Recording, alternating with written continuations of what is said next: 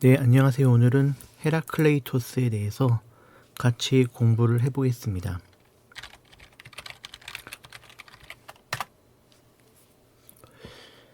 헤라클레이토스 강의는 3개 정도로 계획하고 있습니다.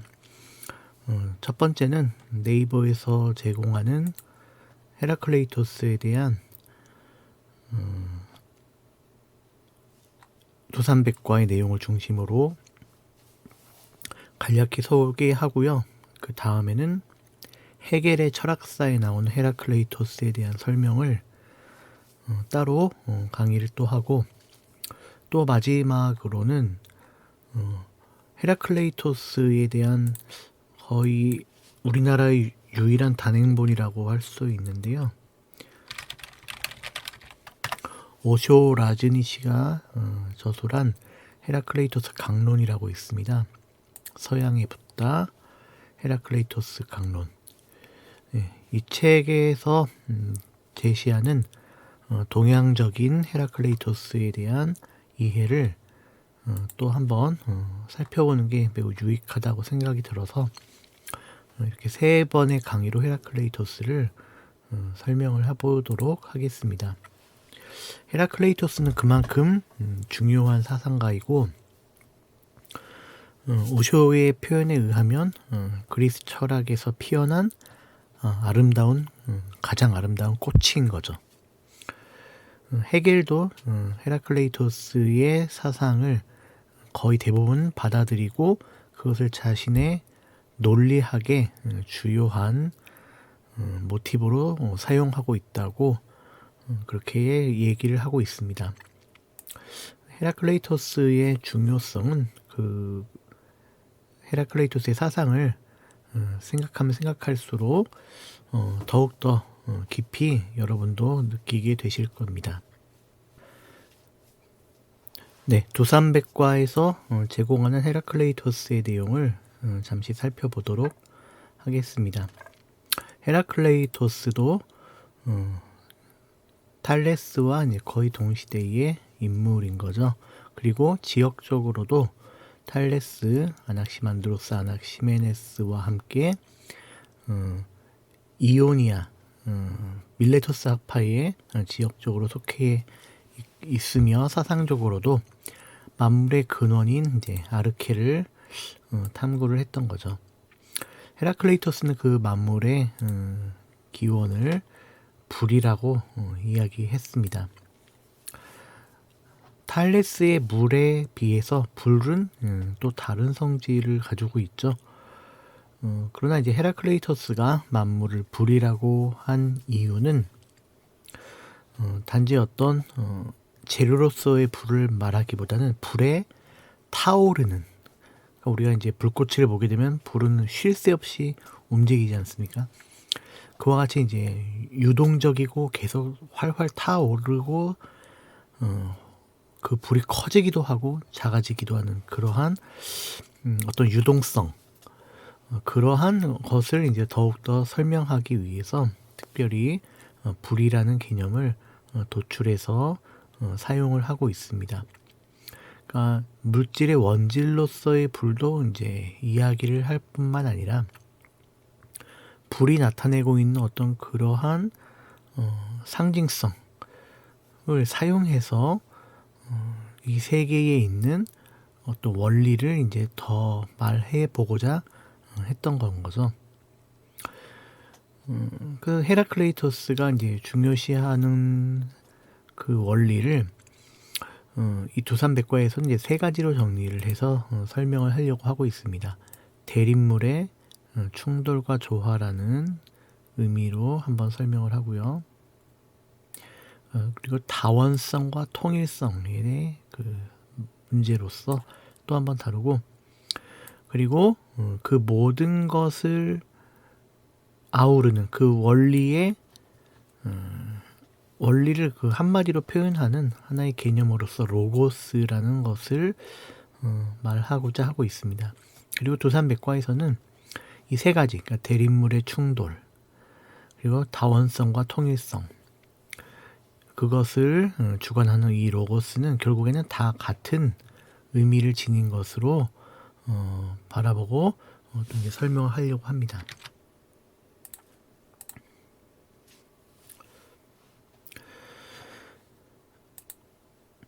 네, 헤라클레이토스는 기원전 540년경에 소아시아의 이오니아 지방에서 이제 태어났고요.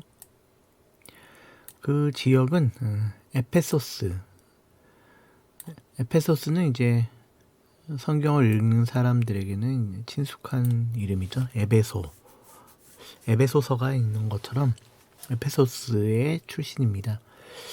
에페소스에서는 여신 숭배가 만연했고 이제 유명했던 것인데요. 나중에 이제 기독교 카톨릭의 정교회가 카톨릭의 그 공의회가 에페소스에서 열리게 됐는데 거기에서 마리아에 대한 어떤 신앙적 고백, 마리아를 신격화하는 교리가 도출된 것은 그 에페소스의 여신 숭배가 만연했던 것과도 관련이 있다고 한스 퀼이 이제 자신의 저서 그리스도교에서 설명한 것을 본 적이 있습니다. 그 여신 숭배가 만연했던 에페소스에서 헤라클레이토스가 성장을 했고 그곳은 이제 교역들이 활발히 이루어지는 아주 진취적인 도시였던 것으로 여겨지고 있습니다. 헤라클레이토스가 쓴 저서는 자연에 대하여라고 훗날에 다른 학자들의 인용을 통하여서 알고 있지만은 이제 저서 자체는 전해지지 않고 있습니다. 대신 이제 철학자들, 그러니까 뭐 아리스토텔레스를 위시한 그 이후에 헤라클레이토스에 대한 철학을 설명하고자 하는 그리스 철학자들의 저서들에서 헤라클레이토스의 이제 단편들이 이제 하나하나씩 전해져서 이제 내려오고 있고요. 예전에 제가 이제 철학을 처음 공부할 때는 이 헤라클레이토스의 단편을 우리나라 말로는 이제 책이 나온 것이 없었기 때문에 무척 궁금해했었고 되게 아쉬운 점이 많았는데 지금은 이제 단편집이 나와 있습니다. 제가 가지고 있는 이 단편집은 이 책인데요. 소크라테스 이전 철학자들 단편.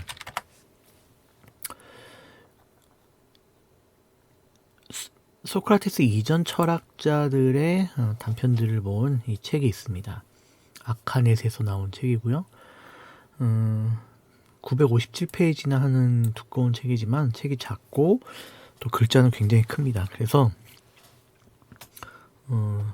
가격이 너무 비싼 게 좀 아쉬울 정도로 내용 자체는 아주 많은 것은 아니지만 헤라클레이토스의 단편들이 주제별로 잘 제시가 되어 있어서 여러분이 이 책을 뭐 도서관에서나 만약 구해서 읽으신다면은 헤라클레이토스를 이해하는데 아마 큰 도움을 받을 수 있을 것입니다. 그렇게 해서 이제 헤라클레이토스의 사상을 우리가 이제 조금씩 알아갈 수 있게 되는데요.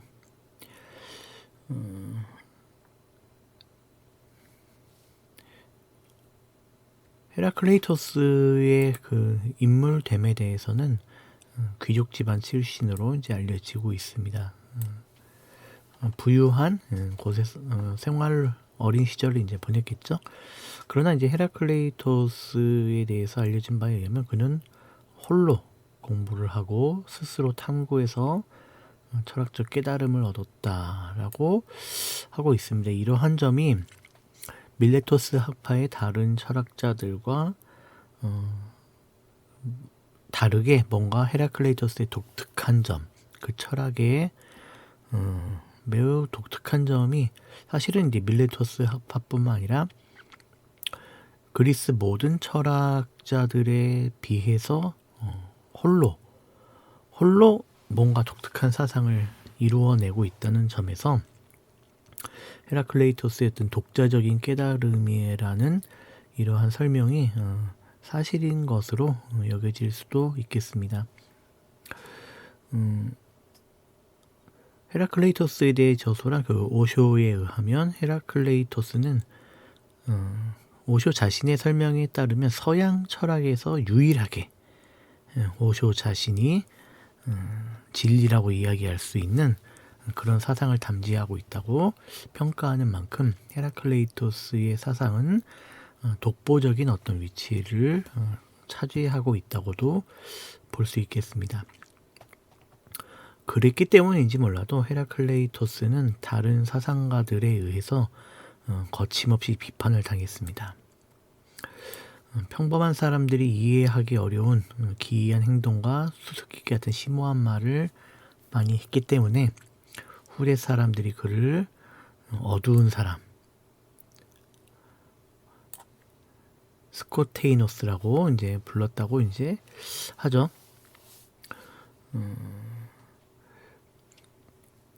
그러나 이제 모든 철학자들이 이 헤라클레이토스의 사상에 대하여서 거부하고 반대한 것은 아닙니다. 특히 플라톤의 경우에는 헤라클레이토스, 그러니까 헤겔의 철학사를 보게 되면 플라톤이 헤라클레이토스를 철저하게 연구를 했다는 것을 볼 수 있고요.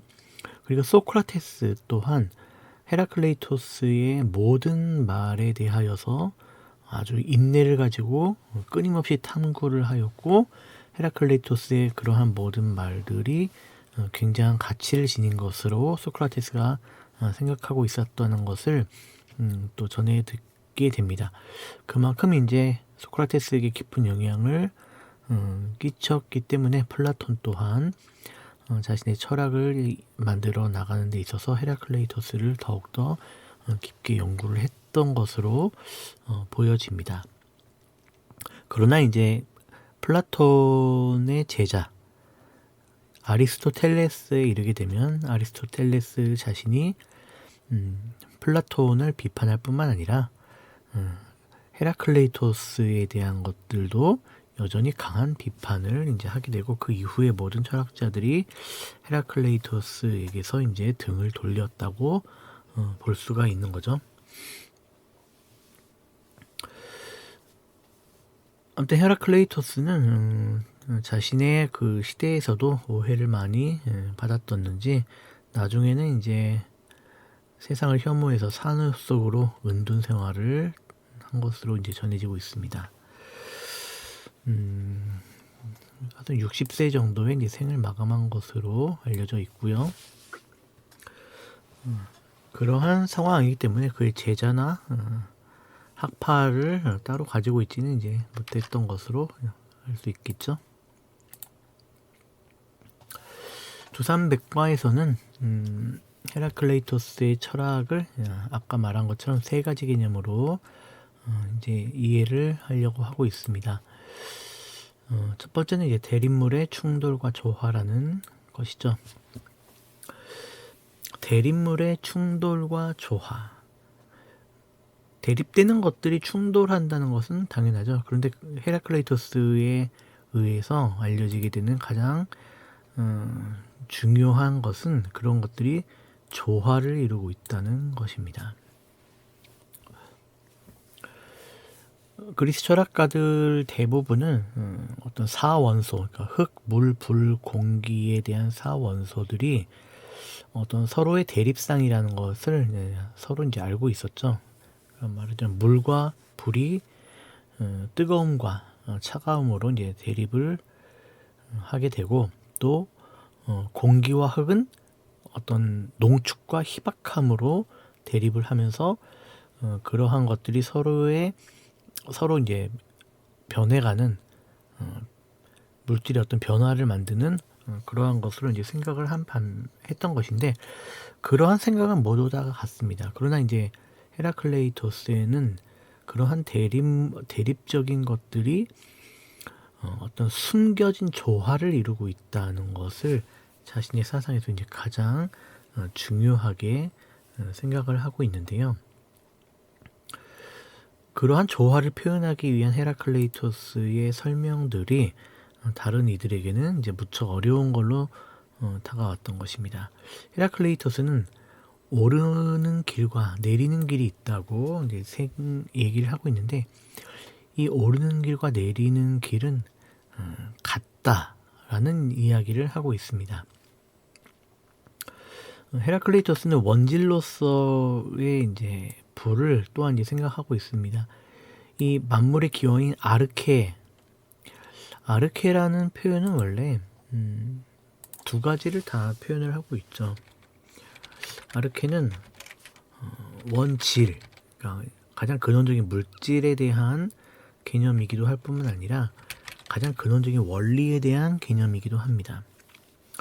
그런데 이제 다른 밀레토스 학파에서 이야기했던 그런 철학자들은 대부분 원질에 대한 문제에 창념을 했었던 거죠. 그에 비해서 이제 우리가 나중에 다루었던 그 피타고라스, 저번 시간에 다루었던 피타고라스는 이 세계를 이루고 있는 어떤 원리에 대해서도 말을 했던 겁니다. 그 원리라는 것은 이제 바로 수학적 원리가 이 세계의 물질에 적용돼 있다. 그러니까 모든 만물은 수로 이루어져 있다라고 피타고라스는 생각을 했던 거죠. 이제 거기에 대해서 헤라클레이토스가 가지고 있는 어떤 독특함은 무엇인가? 일반 학자들이 어떤 원리에 집중을 하고 원질에 집중을 했던 것에 비한다면 이들이 놓치고 있는 것은 무엇인가?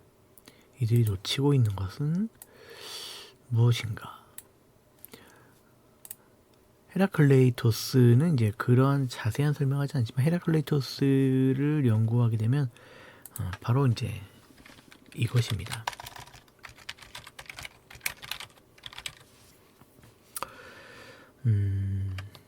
다른 철학자들이 얘기하지 못한 것은 이제 이것이죠.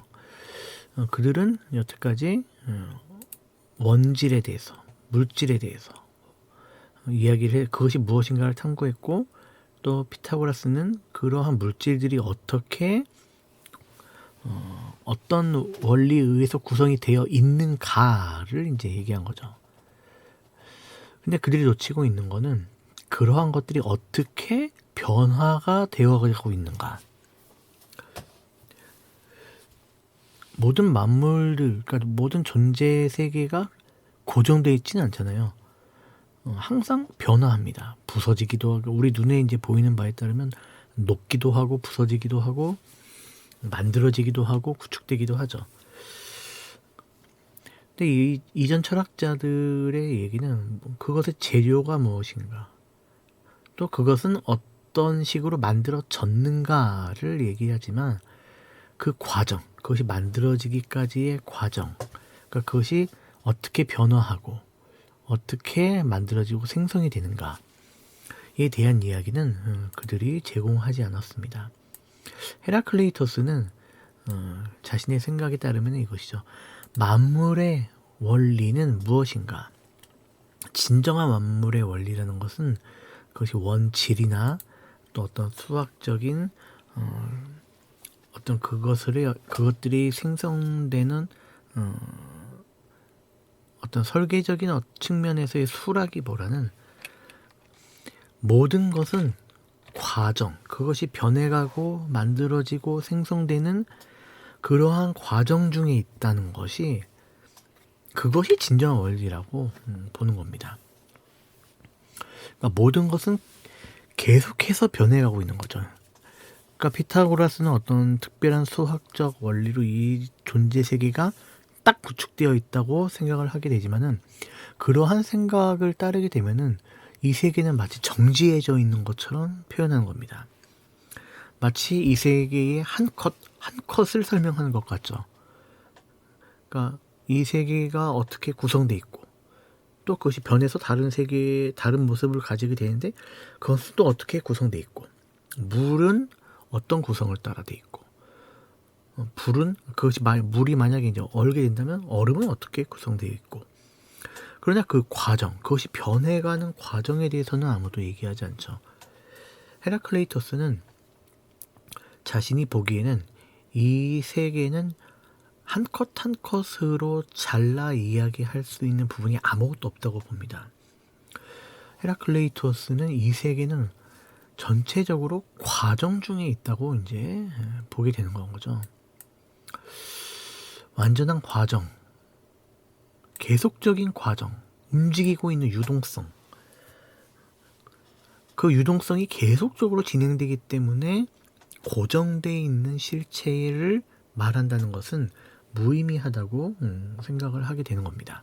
그것이 이제 헤라클레이토스가 생각하는 철학에 있어서의 가장 중요한 이론이고 이제 중요한 점이죠. 헤라클레이토스는 일단은 그 만물의 기원을 이제 불로 생각했고요. 그 불이 어떻게 이 세계에 있는 모든 물질계의 원질이 되는가를 오르막길과 내리막길로 설명을 하고 있는데요. 이 내용 자체가 그다지 중요한 것은 아닙니다. 이제 말하자면 이런 거죠. 이제 불이 이제 변화합니다. 불이 이제 변화하는데 그 오르막의 길에서는 이 오르막길에서는 이제 불이 건조해진다. 그런데 건조해진다는 것은 불이 이제 활발히 탄다는 겁니다. 말하자면 이제 불은 어떤 것을 이제 말리죠. 그런 의미에서 불이 건조하다는 것은 불이 어떤 약화됐다는 게 아니라 불이 더 강해진다고. 불이 강해지게 되면 흙이 이제 물이 되고 흙이 녹아서 물이 되고 그것이 다시 증발을 해서 이제 공기가 되고 하는 이제 그런 설명입니다. 여기서 말하는 게 모든 원질들이 흙이고 물이고 이제 공기다라고 이제 그런 말보다 하나의 이제 상징적인 건 거죠. 어떤 고체나 액체적인 것 그리고 이제 그것이 공기. 그러니까 불은 이 세상의 원리인 불은 그것이 원리가 이제 활발해지게 되면은 활발해지게 되면 이제 단단한 것을 희박하고 유동적인 것들로 만드는 그러한 길로 이제 보내게 된다는 거죠. 그것을 이제 오르막길로 설명하는 것은 불이 활활 타게 되면은 이제 뜨거운 공기가 위로 확 올라가죠. 이제 그러한 것을 통해서 불이 활활 타는 오르막의 길에서는 이러한 과정을 통해서 물질들의 변화들이 이루어진다라고 이제 하나의 설명을 하는 것이고요. 반면에 내리막의 길에서는 불이 이제 짙어진다. 근데 여기 짙어진다는 말이 이제 불이 약화된다는 것입니다. 뜨거움이 약해지게 되면은 이제 공기는 이제 차가워져서 물이 되고 그리고 물은 더 농축이 돼서 이제 흙으로 바뀐다. 라고 이제 이야기를 하게 되는 거죠. 그러니까 이러한 설명은 이제 하나의 이제 물리 법칙에 대한 얘기라기보다는 이 세상의 물질이 변하는 것에 대한 하나의 이제 상징적인 표현이라고도 볼 수 있겠습니다.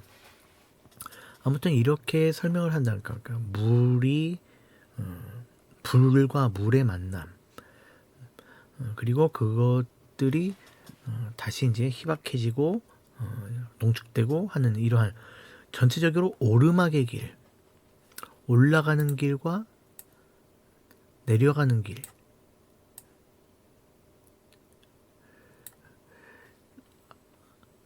대립적인 길이죠. 그러나 이러한 대립들 전체가 헤라클레이토스가 보기에는 하나의 조화를 이루고 이 세상을 지탱해 나간다고 보고 있습니다. 그래서 대립물들이 투쟁, 그것을 이제 헤라클레이토스는 이제 투쟁이라고 표현하죠. 이 대립들의 투쟁, 만물의 투쟁을 통해서 만물이 생성과 소멸을 계속적으로 반복하게 된다. 오르는 길과 내리는 길이 있다는 거죠. 그리고 헤라클레이토스는 그 길을 오르는 길과 내리는 길이 같다라는 이제 표현을 써가지고 이 대립물들이 서로 다른 것이 아니라 이 대립들의 통합이 이 세상을 지탱한다라고 이제 이야기를 하게 되는 거죠. 그래서 이제 그러한 표현을 하게 되는데 마치 시적인 표현과 같습니다. 불은 공기의 죽음으로 살고 공기는 불의 죽음으로 산다. 물은 흙의 죽음으로 살고 흙은 물의 죽음으로 산다. 싸움 혹은 전쟁은 만물의 아버지이며 만물의 왕이다. 건강을 달콤하게 만드는 것은 병이며 배부름을 달콤하게 만드는 것은 배고픔이다. 그러니까 모든 만물들은 이런 대립상들의 결합과 조화를 통해서 이루어지는 것이다 라고 헤라클레이토스는 이야기를 하고 있습니다. 이러한 대립물들의 충돌과 조화에 대한 헤라클레이토스 단편을 제가 아까 말한 책에서 몇 개를 이제 뽑아 봤는데요.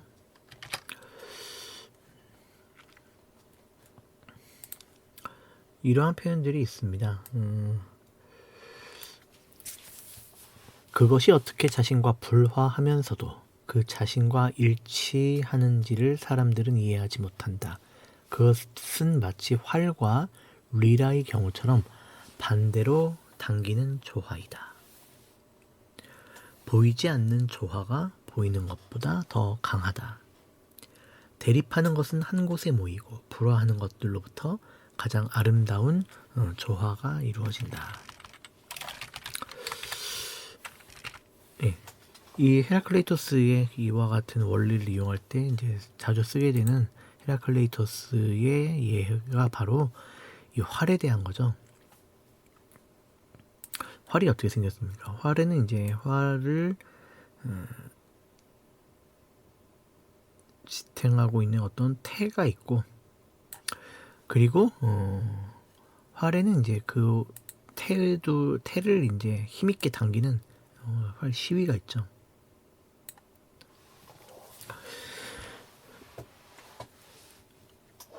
헤라클레이토스가 보기에 활 자체가 중요한 것이 아닙니다. 이 활 자체가 중요한 것이 아니라 이 활을 이루고 있는 힘이 무엇인가가 이제 중요하죠. 이 활은 어떤 힘으로 이루어져 있나요? 그러니까 이 활의 테두리는 이제 밖으로 뻗어 나가려는 힘이 강하죠. 그러나 이제 이 활의 테두리를 붙잡고 있는 이 활 시위는 안으로 당기는 힘이 이제 강합니다.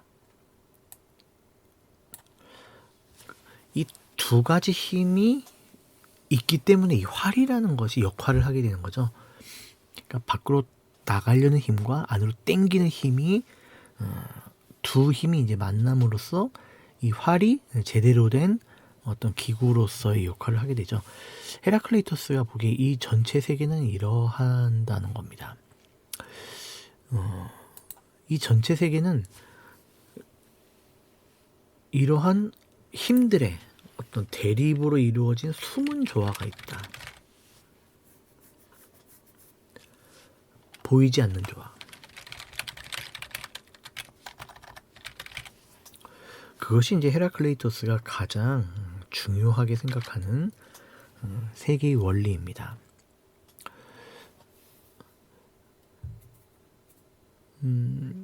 말하자면 이제 밀레토스 학파의 이제 초기 멤버들이 이야기하는 것에 따르면 이제 그들의 이제 주안점이 이런 거겠죠. 이 활이 무엇으로 만들어져 있는가, 그런 거겠죠. 그리고 이제 피타고라스의 주안점들은 그런 거겠죠. 이 활의 이제 이 시위의 길이에 따라 힘이 어떻게 다를 것인가. 이제 그 피타고라스 학파에서 이제 가장 중요하게 생각하는 것은 그것이었죠. 그러니까 악기들 가운데서 이제 악기들의 연주 화음을 이루고 있는 이 활 시위, 악기들의 현의 길이에 따라 음이 달라지는 것에 대한 어떤 신비감, 그런 것을 이제 피타고라스 학파에서는 매우 중요시했습니다. 이 현의 길이에 따라 어떻게 음이 달라지고 그것이 어떤 화음을 이루고 그 화음의 아름다움에 깊이 빠지면서 명상과 묵상으로 들어가는 어떤 우주적 신비에 동참하는 그런 것을 이제 피타고라스 학파는 이제 중요하게 생각했죠. 그러나 이제 헤라클레이토스가 중요하게 생각하는 것은 그겁니다. 이 밖으로 나가려는 힘을 붙잡고 있는 이 힘들, 대립들이 조화되고 있는 이 힘들의 보이지 않는 조화가 세계를 지탱하고 있는 가장 근본적인 원리에 속한다는 거죠. 이러한 이제 보이지 않는 숨어 있는 조화를 생각한다는 거. 오쇼 라즈뉴 씨에 의하면 서구의 서양의 철학이 잃어버린 것은 바로 이 숨은 조화이라고 보고 있습니다. 원래 그 오쇼가 아까 서양에 붙다 헤라클레이토스 강론이라는 책의 원 제목은 원래 영어로 더 히든 하모니 해서 숨은 조화거든요. 서구의 철학은 이 숨겨진 조화, 그러니까 대립들의 대립만을 강조하는 그 각자의 것을 강조하는 것이 이제 서구 철학의 단편적인 모습이고 헤라클레이토스만이 그 대립물들의 조화를 바라보고 있다는 것, 그것을 이제 중요시하게 하고 있는 겁니다. 그래서 이제 헤라클레이토스가 얘기하듯이 이 대립하는 것은 한 곳에 모이고 불화하는 것들로부터 가장 아름다운 조화가 이루어진다. 그래서 아까 전쟁은 만물의 아버지다라는 말이 있었죠. 근데 서구 윤리학자들은 전쟁은 악한 것, 서구 종교들 기독교도 전쟁은 사탄의 짓, 전쟁은 피해야만 하는 그런 걸로 봤던 반면에 헤라클레이토스는 전쟁 또한 이 세계를 이루고 있는 그리고 그러한 투쟁만이 이 세계를 지탱하고 있고 이 세계를 계속적으로 변하게 만드는 하나의 가장 근본적인 원리라고 보았던 겁니다. 어떤 면에서는 헤라클레이토스의 사상이 더 현실적인 거죠. 그러니까 전쟁은 악하다, 피해야 된다, 막아야 된다. 그러나 사실 인류의 역사는 계속적으로 전쟁이 이루어지고 있는 거죠. 헤라클레이토스는 그 이면을 보는 겁니다. 필연적으로 일어날 수밖에 없는 그러한 대립물들의 충돌이 바로 이 세계의 원리 자체라는 건 거죠. 그러한 면을 말한다는 점에서 헤라클레이토스는 어떤 윤리적인 잣대 혹은 자신들이 가지고 있는 어떤 종교적 선입관, 윤리적 선입관에 의해서 이 세상에 있는 것을 판별하려고 하는 그러한 자세가 아니라 이 세상에 있는 숨은 조화를 그 진정한 원리에서부터 현실적으로 바라보고 있는 그러한 철학을 이미 사유를 하고 있는 것으로 볼 수가 있습니다.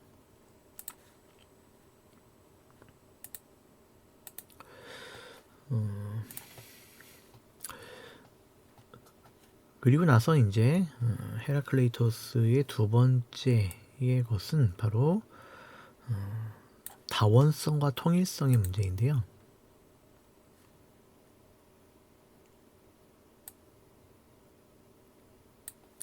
다원성과 통일성의 문제를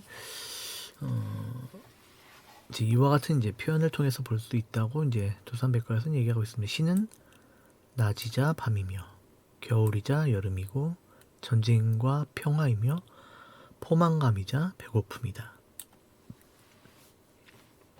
결합시킬 대립물이 없다면 통일도 없다. 오르막길과 내리막길은 동일하다. 선과 악은 하나다. 삶과 죽음, 깨어남과 잠듦, 젊음과 늙음은 같은 것이다.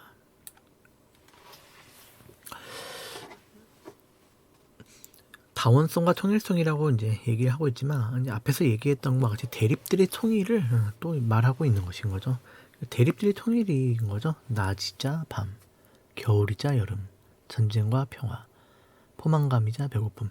사실 이 모든 것들은 그 다른 것을 전제하지 않고는 존재하지 않죠.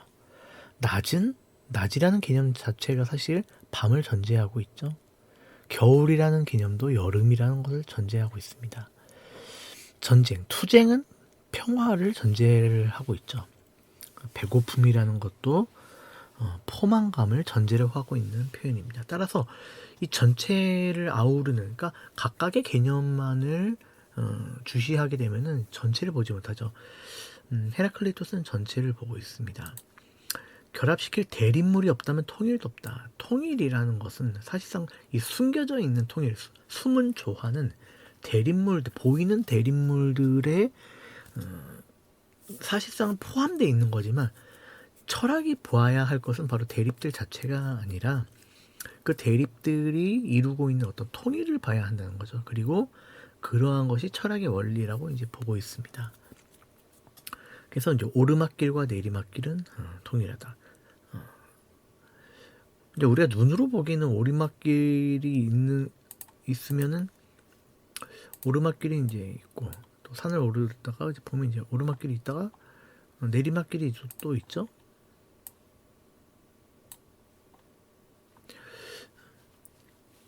그러나 이것은 이제 일면적인 것이죠. 오르막길이 있고 내리막길이 있지만 사실상 이쪽에서 가게 되면 이것도 오르막길이고 이것도 내리막길이 있죠. 오르막길과 내리막길은 동일하다. 사실 이 길과 이 길은 대립적인 관계죠. 그러나 이 전체적으로 보게 되면 서로 오르고 내리는 이 길은 서로 나눌 수가 없는 하나의 목표로 향하는 길입니다. 그러한 것을 이제 보게 선과 악은 하나다. 이제 우리가 이제 이러한 것은 이제 대립적인 개념들이 결국에는 통일을 전제하고 있다는 것을 보게 되는 거지만 이러한 표현, 그러니까 선과 악이 하나라는 표현에 대해 가게 되면은 이것이 과연 그러한가? 선과 악을 동일시하고 이 완전한 대립들을 하나라고 얘기할 수 있는 것인가? 라고 이제 이상하게 이제 여기게 되는 거죠. 근데 위도 마찬가지죠. 전쟁과 평화. 신이 전쟁과 평화라는 것은 어떤 통일물이 있다는 거죠. 전쟁과 평화가 그렇다면 하나인 건가? 전체적인 통일성의 원리에 의하면 그것은 같다는 것입니다. 전쟁이 없으면 평화도 없고 평화가 없다면은 또 전쟁도 없다는 거죠. 그런 의미에서 선과 악은 하나다. 선이 없으면 악은 없죠. 결국 그것은 하나의 어떤 통일성 안에 있는 것이냐. 삶과 죽음도 결국엔 같은 것이다. 깨어남과 잠듦도 같다. 젊음과 늙음은 같은 것이다. 이러한 어떤 대립물들은 사실상 이해하기가 힘들죠.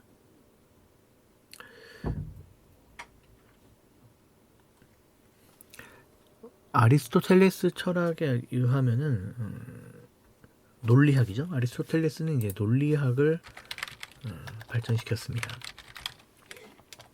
논리학에 따르면은 A와 B는 그것이 대립적인 것이라면은 같을 수 없죠. 말하자면 A가 있고 A는 A가 아닌 것과 같다고 이야기할 수 있는가? 그렇지 않죠. 이런 논리학적인 생각에 의하면은 A와 A가 아닌 것은 절대 같지 않습니다. 근데 오쇼가 이제 설명하는 것은 이런 거죠. 오쇼는 이제 아리스토텔레스와 헤라클레이토스를 비교하면서 이렇게 생각합니다. 아리스토텔레스는 로직, 논리를 만들었죠. 이것이 아리스토텔레스가 만든 겁니다. 그러나 이제 헤라클레이토스는 논리가 아니라, 그러니까 아리스토텔레스는 여기가 쓰겠네요.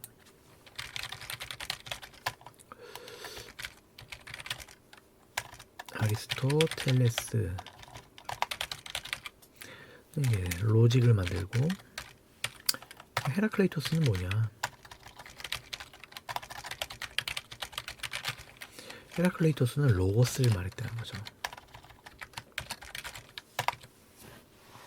그 로고스와 로직이 어떻게 다른가?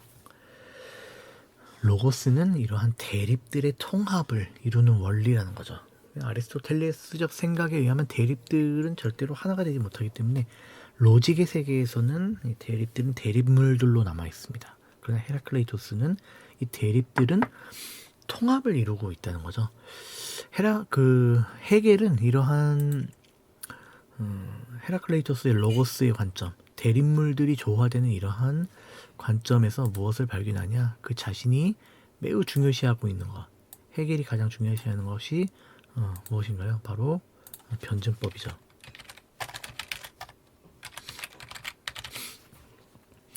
변증법의 원리를 발견하게 됩니다. 변증법은 이제 정반합으로 이루어지는 거죠. 헤라클레이토스의 사상은 이러한 정반합적인 변증법의 원리를 보여주고 있다는 것입니다.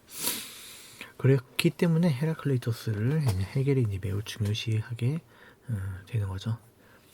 이러한 다원성과 통일성의 관계를 헤라클레이토스가 이제 보여주고 있습니다. 그것에 관계되는 단편들은 또 무엇이 있는가? 죄송해요. 제가 이 도구에 아직 익숙하지가 못해가지고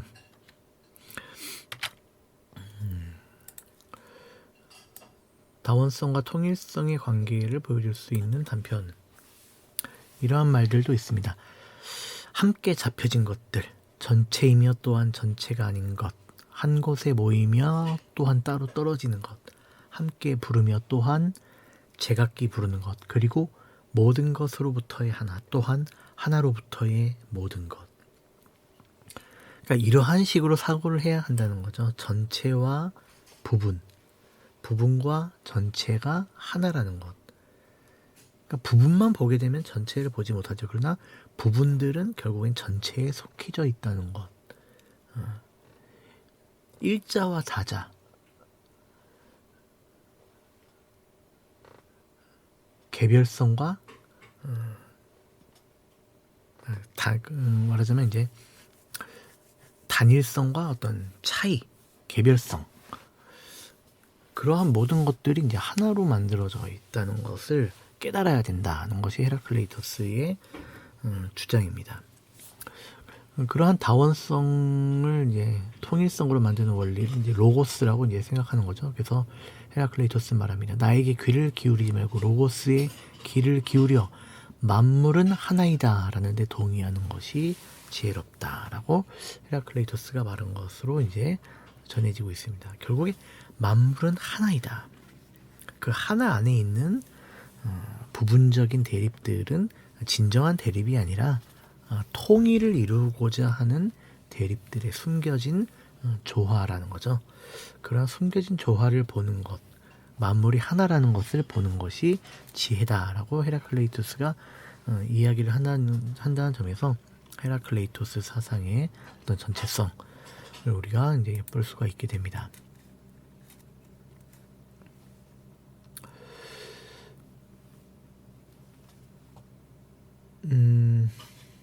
그래서 이제 헤라클레이토스는 이제 궁극적으로는 그 로고스, 결국엔 로고스가 말하고자 하는 바는 이런 대립들의 하나됨이라는 건 거죠. 그는 이제 이 로고스의 중요성에 대해서 이야기를 합니다. 로고스.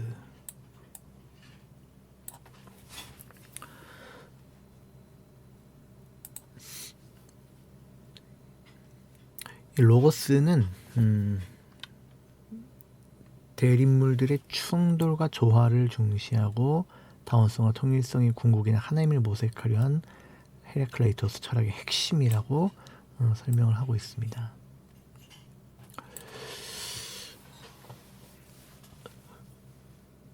그는 로고스의 영원한 섭리와 법칙에 대해서 이제 세상 만물이 대립, 수쟁, 조화를 이루고 있으며 근원에서 태어나고 다시 돌아가는 것을 반복하고 있다고 생각한다. 신에게 있어 모든 것은 정의롭고 올바르지만 인간은 어떤 것은 정의롭고 어떤 것은 그렇지 않다고 생각한다. 이 말을 보게 되면은 로고스의 특징을 말하죠. 그러니까 우리 또한 일반적인 우리의 생각들, 일반적인 종교의 생각도 마찬가지죠. 신이라는 존재는 정의, 올바른 것, 그것을 어떤 특정한 것에 국한시키죠. 일반적인 종교들도 선하고 아름다운 것만을 신에게 속한 것으로 생각합니다. 특별한 어떤 것만이 이제 신에게 있어서 주어지는 것인 거죠. 그렇기 때문에 이제 기독교에 있어서는 선한 하나님과의 대립되는 악마의 존재가 이제 요구가 되는 거죠. 신이 동시에 선함과 악함을 가질 수는 없습니다. 신이 동시에 선과 악을 주관할 수는 없는 거죠. 사실 이제 우리가 이제 구약 성경을 보게 되면 유대교 초기에서는 초기 유대교의 역사를 보게 되면 역사서를 보게 되면 하나님이 선과 악을 동시에 주관하죠. 그러니까 악한 종을 파견하거나 악한 천사들을 파송해서 악을 일으키고 유혹을 일으키고 하는 그러한 모습을 보게 됩니다. 그래서 이제 대표적으로 이제 다윗이 이제 인구조사를 하는 장면을 묘사하는 데 있어서 이 유대교 초기 문헌인 이제 열왕기서에서는 하나님이 다윗을 충동시켜서 인구조사를 하게 해서 다윗에게 벌을 가하는 것으로 이제 묘사를 하는 반면에 후대의 역사서인 역대기를 보게 되면 사탄이 이제 다윗을 꼬셔서 인구조사를 하게 돼서 하나님의 분노를 일으키는 장면으로 다르게 묘사를 하게 되는 거죠. 그러나 헤라클레이토스가 보기에 바로 신이라는 존재가 로고스의 중추적인 존재이고, 이 신이라는 존재는 결국엔 만물의 법칙인 로고스라면은 그 로고스적 신은 바로 신에게 있어서는 모든 것이 정의롭고 올바르다. 전쟁도 평화도 대립물들의 충돌도 다 이 세상에 지탱하고 있는 하나의 원리라는 것이고, 그것은 모두 이 세상을 지탱하는 원리이기 때문에 모두 정의롭고 선한 것이라는 거죠. 그러한 로고스, 숨은 조화를 보여야 한다는 것이 헤라클레이토스의 가장 중요한 사상이라고 할 수 있습니다. 이 두산백과의 이 설명을 이제 로고스에 대한 사상을 이제 잘 이야기를 했는데, 이 두산백과에서 강조하지 못한 것이 있습니다. 그것이 이제 바로 이러한 단편들인데요. 우리는 같은 강물에 두 번 들어갈 수 없다. 사실 이 사상은 대립들의 조화라는 사상과는 이제 약간 다른 면이 있습니다. 대립들의 조화는 당겨지는, 그러니까 화를 이야기한다면 밖으로 나가려는 힘과 안으로 당겨지는 힘이 딱 맞물리면서 이제 조화를 이루고 있죠. 근데 이 조화의 이면, 이 조화의 이면에 흐르고 있는 것이 무엇인가? 이 조화의 이면에 흐르고 있는 것도 이제 헤라클레이토스가 놓치지 않고 포착을 한 건데, 그것은 바로 과정, 생성입니다. 모든 것은 과정 중에 있다는 거죠. 그러니까 오르는 길과 내리는 길은 동일하다라는 것으로 끝나는 것이 아니라 모든 것은 올라가면서 또한 내려가고 있다라는 과정을 이야기하려는 것인 거거든요. 아까 활을 보아서도 당기는 힘과 안으로 당기는 힘과 밖으로 나가려는 힘이 서로를 붙잡고 있는 것인데, 그 힘은 사실상 계속적인 과정 중에 있는 것이죠. 힘이 멈춰 있는 게 아니죠. 헤라클레이토스는 이러한 대립물들의 충돌만을 볼 뿐만 아니라 그러한 대립들의 충돌이 이루어지는 것은 계속적인 과정 중에 있다는 것을 보고, 이 세상의 만물은 그러한 과정 속에 계속 유동성으로 흘러가기 때문에 정체되어 있는 것이 없다는 것을 설명하려 하고 있는 것이 헤라클레이토스의 또한 가장 중요한 사상입니다. 그러나 이제 이 두산백과에서는 그러한 과정적인 헤라클레이토스의 사상에 대해서 제대로 설명을 하지 않고 이 단편 하나만을 이렇게 이야기를 해주면서 이제 슬며시 이제 설명하고 있는데, 그러니까 만물은 흘러가고 정지된 것은 없다. 는 것이 그의 사상이 이제 중요한 것이고, 사실상 헤겔이나 또 오쇼 라즈니시는 이러한 사상도 매우 중요하게 다루고 있는 부분이 있습니다. 그래서 이제 제가 이제 이 두산백과의 내용 말고는 그것을 한번 더 다루려고 하는 것이고요. 이 로고스에 대한 단편이 또 몇 개 있는데 한번 보도록 하겠습니다. 로고스. 그들은 가장 지속적으로 친밀한 관계를 갖는 것, 즉 전체를 다스리는 로고스와 갈라서인데, 여기서 말하는 그들은 다른 철학자들입니다. 다른 철학자들은 자꾸 로고스와 갈라지려 하고 있다. 로고스를 외면하려 하고 있다. 로고스만이 전체를 다스리는 것이다. 전체를 다스리는 로고스라는 것을 헤겔이 이야기를 한다는 점에서 그는 철학사에서 서구 철학의 역사에 로고스를 끌어들여온 최초의 인물로 이제 평가를 받고 있는 거죠. 그 로고스는 결국에 로고스가 하는 것이 무엇인가, 유동성에 대한 얘기가 아까 전에 그 항목에 나왔기 때문에 제가 그 유동성에 대한 단편을 또 2개를 적어왔습니다. 우리는 같은 강에 들어가면서 들어가지 않는다. 우리는 있으면서 있지 않다. 우리는 있으면서 있지 않다. 과연 우리는 존재하는 것인가, 존재하지 않는 것인가? 그러니까 이러한 거죠. 우리는 만물이 흐른다고 할 때에, 우리가 같은 강에 2번 들어갈 수 없다고 할 때에, 이제 이렇게 설명할 수 있겠죠. 과정을 중시하지 않는 사람들은 이제 이렇게 얘기해요. 야, 우리가 같은 강에 2번 들어가지 않는다는 게 무슨 말이냐? 강 전체를 봐라. 혹은 이제 지구 전체를 봐라. 만약 지구 전체를 보게 된다면 우리는 여전히 물이 흐르는 것처럼 보이지만 우리는 여전히 그 같은 강물 안에, 거대한 물 안에 동일하게 우리는 여기 안에 있을 뿐이다. 이제 그렇게 해서 이제 얘기할 수 있겠죠. 존재 전체의 어떤 단일성을 보장하려는 그런 생각입니다. 이런 생각은 우리가 아직 다루지 않았지만은 파르메니데스적인 생각입니다. 파르메니데스는 존재, 일자,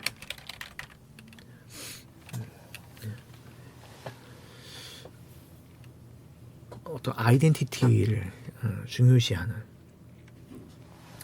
그 존재의 어떤 존재 상태를, 변함이 없는 존재 상태를 더 중요시하는, 또 다원성보다 일원성을 더 중요시하는, 또 유동성보다 영원한 것을 더 중요시하는 것이 이제 파르메니데스가 생각하고 있는 존재겠죠.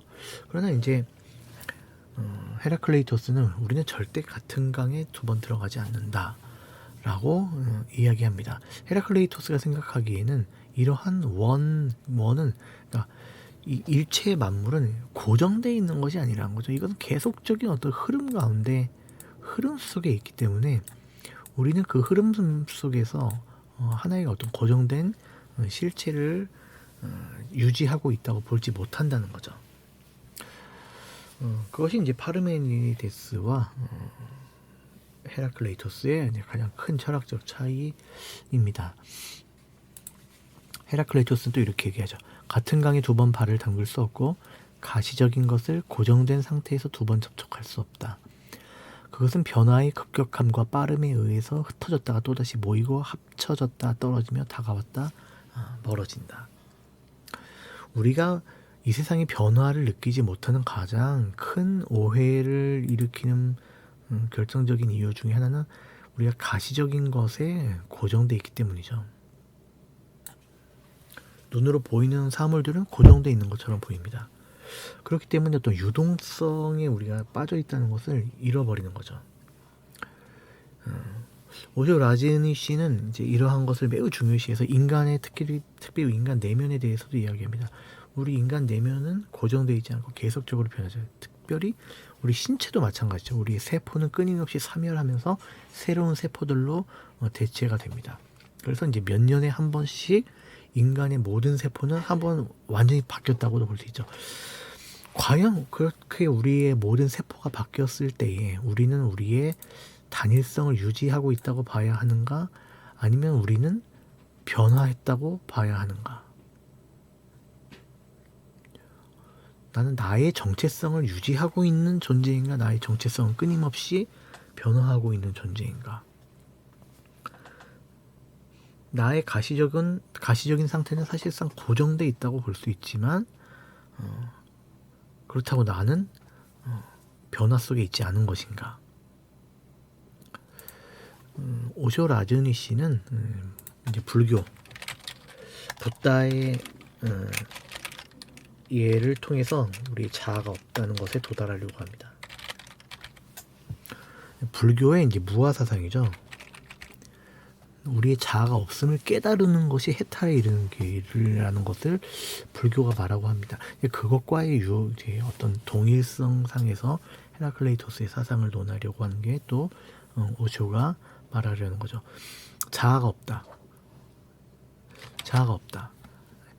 헤라클레이토스도 아까 얘기했죠. 삶과 죽음은 동일한 것이다. 존재와 무는 동일하다. 그러니까 자아가 없다는 표현은 존재와 무가 같다는 것입니다. 그러한 사상에 대하여서 깊이 생각하는 게 이제 헤겔입니다. 헤겔은 존재와 무가 동일한 것이라는 것을 이제 필력하려고 하고 있죠. 아마 다음 시간에 그것을 더 논하게 될 것입니다. 네, 오늘은 그 네이버에 있는 글을 통해서 헤라클레이토스의 사상을 좀 봤고요. 그 헤라클레이토스에 대한 그 네이버에서 제공하는 글 중에 저번에 제가 소개해드렸던 그 생활 속의 철학에서 헤라클레이토스에 대한 이야기도 있는데 여기도 매우 재미있는 이야기를 잘 풀어나가고 있습니다. 아주 잘 이야기하고 있고 또 헤라클레이토스가 다음의 사상가들에게 어떻게 영향을 끼쳤는가에 대해서도 간략하게 이야기하고 있는데 여기서의 관점은 결국 헤라클레이토스가 말하는 것은 파르메니데스적인 존재의 일원성을 결국에는 일치하는 것이 아닌가 라는 것을 이제 도달하려고 하고 있는데요. 그것에는 이제 견해 차이가 있습니다. 말하자면 헤겔이나 오쇼 라즈니 씨의 경우에서는 이제 그것을 동일하다고 볼 수 있는 이제 않는 경향이지만 이 저자분은 이제 헤라클레이토스와 파르메니데스적인 존재의 어떤 결국 모든 것은 하나라는 것, 모든 것은 하나라는 것에서 결국에는 헤라클레이토스의 철학도 파르메니데스적인 존재의 철학과 만나지 않느냐는 것을 이제 하나의 여운으로 남겨두려고 이제 하고 있지만 아무튼 이제 그런 것이 이제 헤겔이나 오쇼의 이제 설명은 아니듯이 유명한 철학자들의 해석에 있어서도 여러 가지 다양한 견해들이 있었다는 것을 이제 볼 수 있고 그러한 견해를 보기 위해서라도 네이버에서 제공하는 이 생활 속의 철학에 있는 헤라클레이토스의 설명도 한번 읽어보시면 도움이 될 것 같습니다. 오늘은 여기서 마치도록 하겠습니다. 감사합니다.